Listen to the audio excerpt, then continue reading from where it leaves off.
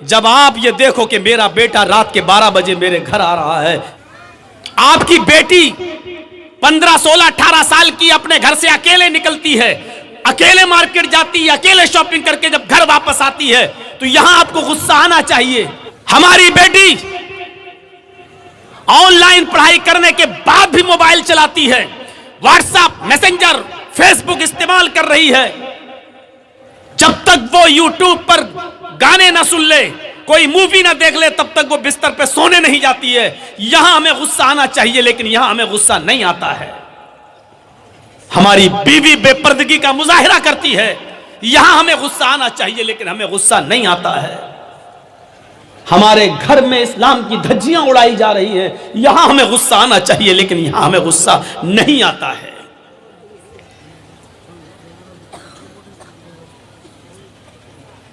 कौन हिसाब लेगा?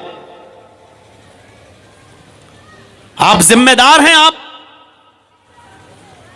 अगर शादी हो चुकी है, पति है, तो पत्नी का हिसाब आप लीजिए।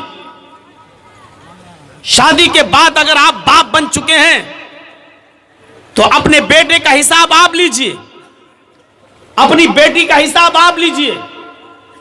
अगर आपकी बहन है तो बहन का हिसाब आप लीजिए। हिसाब जिंदे लेते हैं, मुर्दे नहीं, और हिसाब जिंदों को देना पड़ता है, मुर्दों को नहीं। आप पूछिए जलसा कमेटी वालों से, आपने इतना चंदा किया, कितना पैसा खर्च हुआ है, कितना बचा है, बचे हुए पैसे का क्या करेंगे? आपने दिया है, आपको हिसाब लेने का पूरा अधिकार है। आपके यहां मदरसा चलता है, मदरसे में आप चंदा देते हैं, आप देते हैं तो आपको हिसाब लेने का हक है, और मदरसे की कमेटी को, मैनेजमेंट कमेटी को हिसाब देने का पूरा इख्तियार है, पूरा हक है। हिसाब जिंदे लेते हैं, हिसाब मुर्दे नहीं लेते। हिसाब जिंदे देते हैं, हिसाब मुर्दे नहीं देते। मुर्दे तो देते हैं फरिश्तों का हिसाब, और कयामत के दिन देंगे वो अल्लाह के सवाल जवाब का हिसाब। मेरे भाइयों, जिंदगी में अगर आप जिंदा हो तो हिसाब लेना सीखिए और हिसाब देना सीखिए। हजरत उमर मिंबर के ऊपर खड़े हैं मस्जिद में जुमे का खुतबा देने के लिए, और जैसे ही कहते हैं अल्हम्दुलिल्लाहि नहमदुहु व नस्तईनु, एक नौजवान खड़ा होता और कहता है क्या उमर, मैं तुम्हें खुतबा नहीं देने दूंगा। हजरत उमर ने कहा वजह बताओ, रीजन बताओ, कारण बताओ, सबब बताओ, क्या है?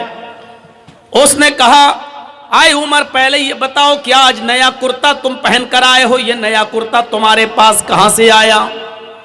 तुम्हारी तनख्वाह बैतुल माल से, तुम्हारी सैलरी तो इतनी नहीं है कि नए कपड़े बनवा सको, फिर ये नया कपड़ा तुम्हारे जिस्म पर, तुम्हारी बॉडी पर, तुम्हारे शरीर पर कहां से आया? आज हिम्मत नहीं है। आप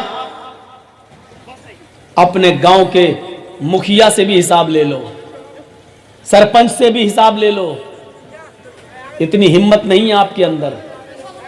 हिम्मत इस्लाम पैदा करता है।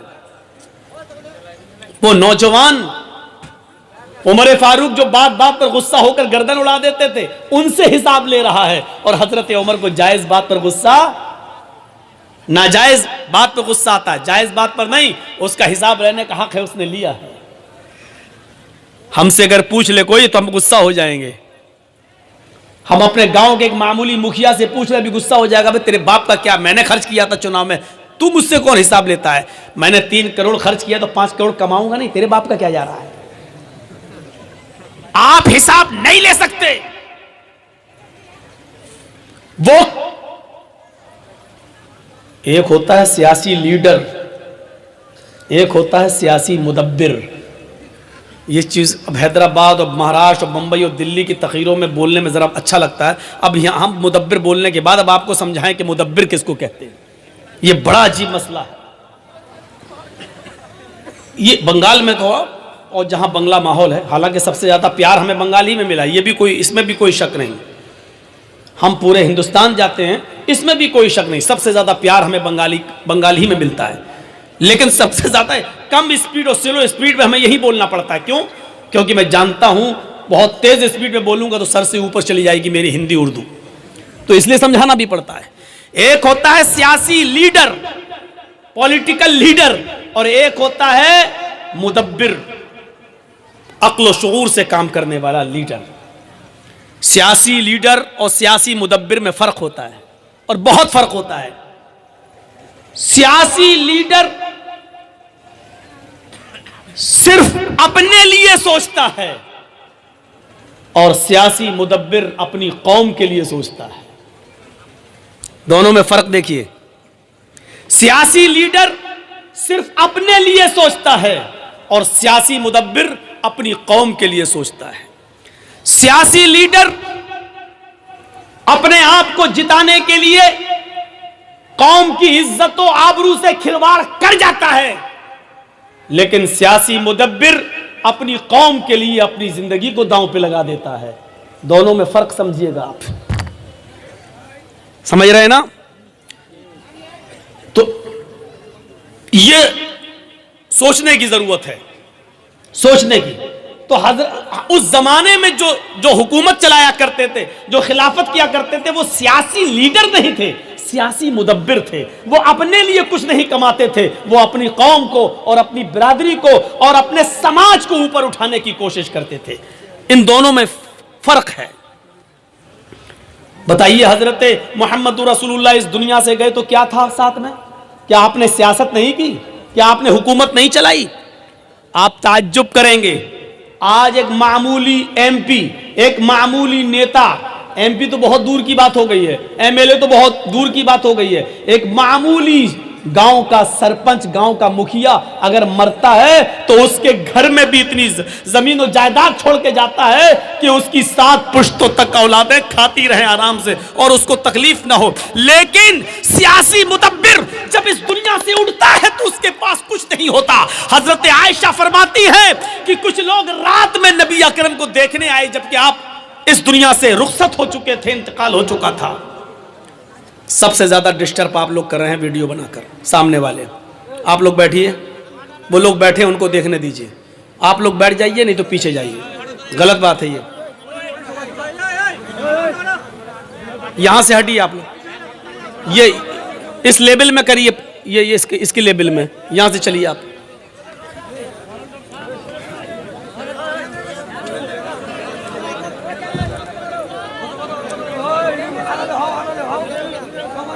हाँ चलिए, वो हो रहा है। रजाकार लोग, वॉलंटियर लोग, जरा इनको देख लें, बैठाइए। हर आदमी अपने मोबाइल में कैद करना चाहता है। ये बंद तो रही है, यूट्यूब आए तो हैं यूट्यूबर लोग।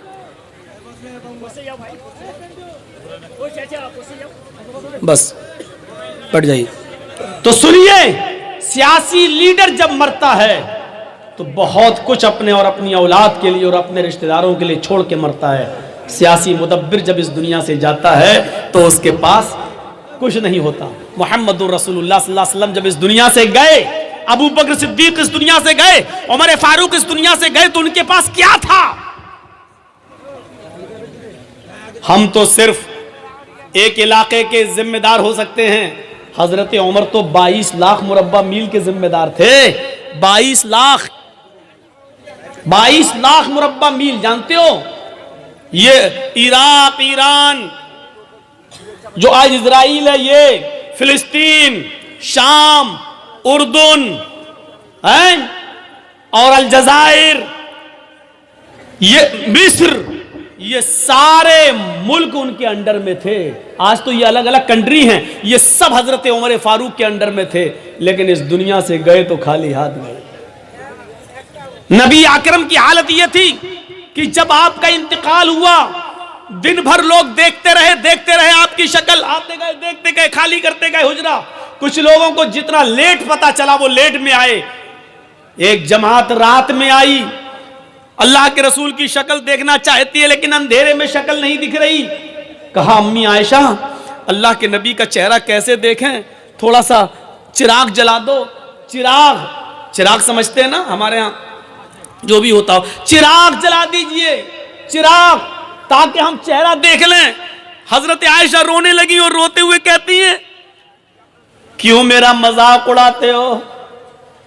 आए बाहर से आने वालों, क्यों हम मोहम्मद के घराने की इंसल्ट करते हो? क्यों मेरी जबान से ऐसे जुमले कहलवाना चाहते हो जो हम कहना नहीं चाहते? कहा, अम्मा आयशा, हमने कौन सी इंसल्ट कर दी? हमने तो सिर्फ ये कहा कि चिराग जला दो, हमें नबी का चेहरा सही से देखना, अंधेरे में दिख नहीं रहा है, क्या मैं आखिरी बार दीदार भी ना करूं?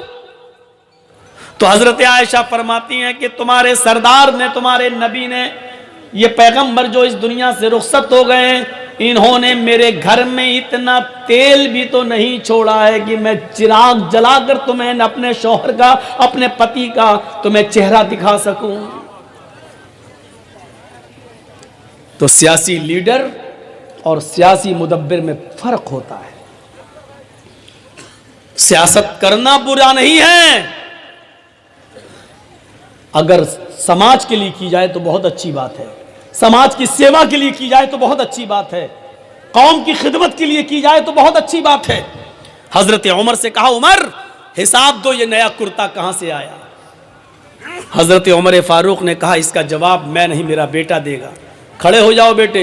हजरत अब्दुल्ला इब्ने उमर खड़े हुए और कहने लगे कि बैतुल माल में जो चादरें आई थी, ये बैठ जाए तब बताइएगा हमको।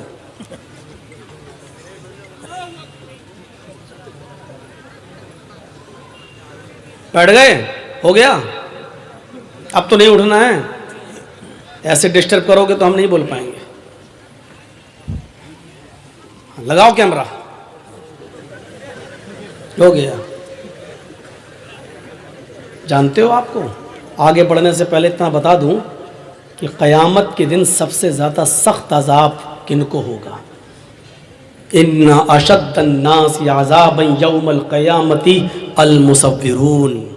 क़यामत के दिन सबसे ज़्यादा सख्त अज़ाब उनको होगा जो तस्वीरें बनाते हैं। हल्का अज़ाब नहीं, सबसे ज़्यादा सख्त अज़ाब उनको होगा जो फोटो खींचते हैं, बिला ज़रूरत जो तस्वीरें लेते हैं, बिला ज़रूरत अपने मोबाइल में किसी की सेल्फी लेते हैं, उनको अजाब होगा। ये तो एक ज़रूरत है, चलो बन जाती है। जर्जी साहब औरंगाबाद में बोल रहे हैं, कल पूरी दुनिया सुन लेगी। इसका तो चलो इस्लामी का एक फ़ायदा है, पासपोर्ट बनाना है तो खींच लो, कोई बात नहीं। किसी को भेजना है, आधार कार्ड लगना, आपका फ़ोटो लगना है तो चलो सेल्फी ले लो। बिना किसी गर्ज व गायत के और मकसद के आप सेल्फी लेंगे? किसने इजाज़त दी आपको? क्या करेंगे आप? जर्जीत साहब को अपने मोबाइल में कैद किया, कल भेजेंगे, देखो हमारे घर आए थे, हमारी दुकान पे आए थे, मैंने मुलाकात की। मैं अपनी मिसाल नहीं, आप सबकी मिसाल दे रहा हूं, जिसकी भी खींचो, यही तो मकसद होता है। इन्ना अशद्दन्नास अज़ाबन यौमल क़यामह। अल्लाह के नबी फरमाते हैं क़यामत के दिन सबसे सख्त अज़ाब, सबसे सख्त अज़ाब, हल्का, सबसे हल्का अज़ाब तो ये होगा जिसने दुनिया में सबसे कम गुनाह किए होंगे, उनके पैरों के नीचे 2 आग की चिंगारी रख दी जाएंगी बस। इन्ना हुवना हलिन्नारी अज़ाबन यौमल क़यामति लरजुल यूज़अ फ़ी अख़मसि क़दमिही जमरतान। पैरों के तलवे ये होते ना, इनके नीचे आग की 2 चिंगारी रख दी जाएंगी बस, एक इस पैर के नीचे, एक इस पैर के नीचे। इन दोनों चिंगारियों की वजह से यगली मिनहुमा दिमागु, उसका दिमाग हांडी की तरह खोल रहा होगा, पतीली की तरह खोल रहा होगा, जैसे पानी खोलता है, हीटर पे रख दो, चूल्हे पर रख दो तो खोलता है। यरा अन्नहु अशद्दु अज़ाबन, वो समझ रहा होगा कि सबसे ज्यादा सख्त और हार्ड अजाब मुझे दिया जा रहा है, हालांकि उसको सबसे हल्का अजाब होगा। ये दुनिया में सबसे हल्का अजाब उसको होगा जिसके पैरों के तलवे के नीचे आग की 2 चिंगारियां रखी जाएंगी, इससे उसका दिमाग खोल रहा होगा और वो समझेगा कि हमें सबसे ज्यादा सख्त और हार्ड अजाब हो रहा है। तो जब सबसे हल्का अजाब का ये हाल है तो सबसे ज्यादा सख्त अजाब का हाल क्या होगा? और तस्वीर बनाने वालों को सबसे ज्यादा सख्त अजाब होगा।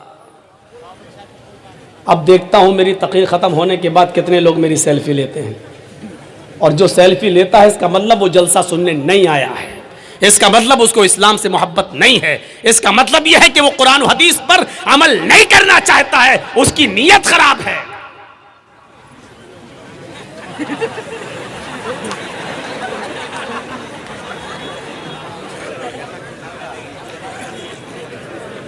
अच्छा, कुत्ते की दुम देखी है कैसी होती है? अगर उसको 100 साल के लिए किसी पाइप में रख दो और 100 साल के बाद निकालो तो सीधी हो जाएगी ना? नहीं होगी ना? अल्लाह के बंदो, इतना मत कहलवाओ कि मैं कुत्ते उत्ते पे आ जाऊं, उसकी दुम पे आ जाऊं। अब अगर कुछ भी हुआ तो बहुत खतरनाक मिसाल दूंगा, शायद फिर औरंगाबाद में बुलाना छोड़ दो। बेटी, अरे हमको बता देते साहब, हम क्या कर देते। हालांकि मुझे अपने हिसाब से सेटिंग करना आती है, हमने कर लिया। और हमको जो पसंद है वो उसमें आप इंटरफियर कर रहे हैं। तो हजरत उमर फारूक ने क्या कहा, हो गया बेटा तुम्हारा, अब आ गया हूं, फिर मैं जहां से छोड़ा था वहीं पे फिर मैं आ गया हूं। हजरत उमर फारूक ने कहा इसका सफाई मेरा बेटा देगा। बेटे ने क्या सफाई दी? बेटे ने सफाई दी कि बहुत सी चादरें आई हुई थी बैतुल माल में, बहुत सी चादरें, और सबको एक एक चादर तकसीम होना थी, बंटना था, तो सबके दरमियान एक एक चादर बांटी गई। मेरे बाप के हिस्से में भी एक चादर आई, मेरे बाप के हिस्से में भी एक चादर आई। मेरे बाप ने उसी चादर का कुर्ता बना लिया, उसी चादर का पंजाबी बना लिया, कमीज बना ली। हजरत उमर ने कहा नौजवान तुझे हिसाब मिल गया, जवाब मिल गया, क्या मैं अब खुतबा देना शुरू कर दूं? उस नौजवान ने कहा नहीं नहीं, अभी मैं सेटिस्फाई नहीं हुआ। ये लीजिए, उस नौजवान ने कहा कि अभी मैं सेटिस्फाई नहीं हुआ, अभी मैं मुतमईन नहीं हुआ, संतुष्ट नहीं हुआ। हजरत उमर ने कहा अब क्या डाउट है तुम्हें? उसने कहा अमीरुल मोमिनीन, एक एक चादर तो सबको मिली थी, मेरे हिस्से में भी तो एक चादर आई थी, एक चादर में मेरी कमीज नहीं बनी। तुम तो हमसे ज्यादा लंबे हो, हमसे ज्यादा चौड़े हो, हमसे ज्यादा मोटे हो, जब मेरी कमीज नहीं बनी तो आपकी कैसे बन गई? ये लो। हजरत उमर ने कहा बेटे इसका भी जवाब दो, वरना उमर कभी भी मिंबर रसूल पर कदम नहीं रखेगा। अगर आज तुम्हारे बाप के ऊपर इल्जाम लग गया तो कभी जिंदगी में मैं मोहम्मद के मिंबर पर चढ़ने के लायक नहीं रहूंगा। अपने आप को देखिए कैसे पाक और साफ रखते थे। यही सब बातें उस साइंटिस्ट ने पढ़ी थी तो कहा था कि इस्लाम से बेहतर कोई मजहब नहीं है, लेकिन जब हालात देखे कि अपने भाइयों की भी जमीन पर कब्जे करने वाले सबसे ज्यादा मुसलमान